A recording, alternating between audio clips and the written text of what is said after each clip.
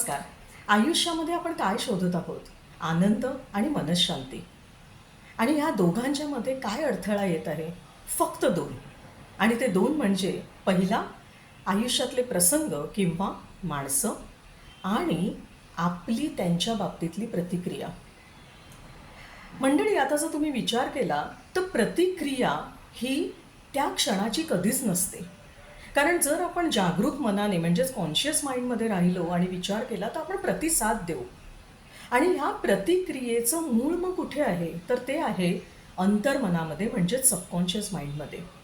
आणि ह्या प्रतिक्रियेमुळे मग आपल्याला अपराधीपणा, हतबल वाटणं, राग येणं, असुरक्षित वाटणं, भीती वाटणं ह्या सगळ्या भावना आपण अनुभवायला लागतो.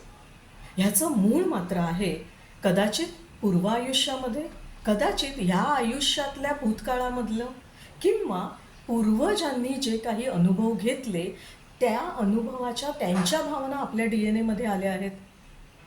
म्हणजेच काय, जर ह्या अपराधीपणावर, रागावर, हतबलपणावर किंवा भीतीवर काम करायचं असेल आणि प्रतिक्रियेचं रूपांतर प्रतिसादात करायचं असेल तर आपल्याला सबकॉन्शियस माइंड म्हणजेच अंतर्मनामध्ये जावं लागेल.